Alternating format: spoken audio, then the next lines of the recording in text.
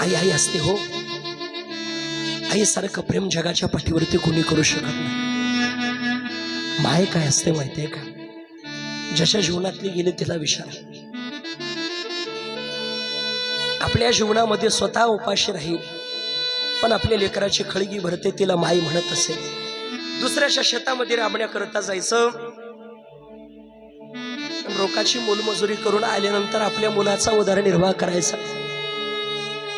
वेळे प्रसंगी आपल्या जीवनामध्ये स्वतः उपाशी राहायचं पण आपल्या मुलीच्या मुलाच्या आपल्या लेकरांच्या तोंडामध्ये घास भरवायचं. अशी माई निघून गेली. माय माय हो. आईसारखं प्रेम कोणी करू शकत नाही. आई काय असते? आई आई आईची जागा कोणी घेऊ शकत नाही.